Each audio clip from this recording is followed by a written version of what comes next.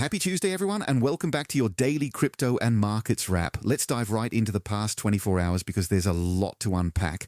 Michael Saylor's strategy just scooped up another 196 Bitcoin worth roughly $22 million, which honestly at this point feels like just another Tuesday for him.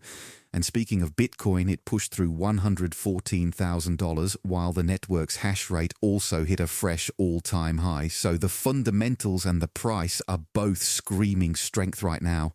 But Bitcoin wasn't the only thing making records because gold absolutely ripped past $3,830 to set its own all-time high, pushing US gold reserves past the $1 trillion mark. And Switzerland's now planning to invest in American gold refining to dodge some tariffs. So clearly the safe haven trade is alive and well. Now, shifting gears to Washington, there's a 70% chance the US government shuts down tomorrow, which means the Bureau of Labor Statistics won't be releasing economic data if that happens.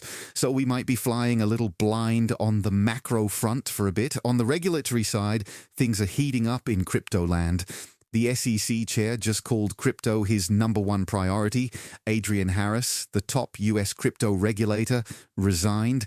And Coinbase's CEO came out saying he's never been more bullish on getting clear rules in place, which is a pretty big signal that the regulatory fog might finally be lifting.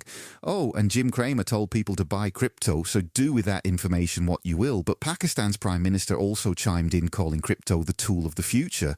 So it's getting some interesting endorsements from unexpected places. The market's clearly feeling all this energy because $250 million worth of Bitcoin and Ethereum shorts got absolutely wrecked in the past day. And Binance just launched crypto as a service for institutions while Swift is teaming up with Consensus on blockchain for cross-border payments, and Qatar National Bank is adopting JP Morgan's blockchain for US dollar settlements. So the infrastructure buildup is real. In traditional markets, the top 10 holdings in the S&P 500 now make up nearly 39% of the index, the highest concentration on record, which is wild when you think about how much weight is sitting in just a handful of names. In other news, YouTube's paying out $24.5 million to settle a lawsuit over suspending President Trump's account.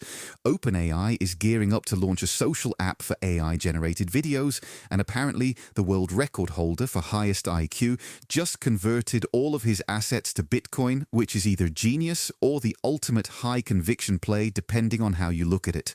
Over in altcoin land, qualifiers for Floki Valhalla's $155,000 tournament kick off tomorrow.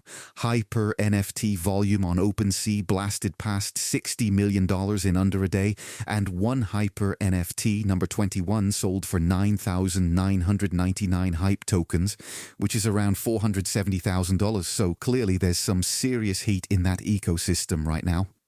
And finally, the SEC issued a no-action letter to 00 for its 2Z token, which is another small but important step in the regulatory clarity journey. That's your wrap for today. Thanks so much for tuning in, and I'll catch you tomorrow with another round of everything you need to know.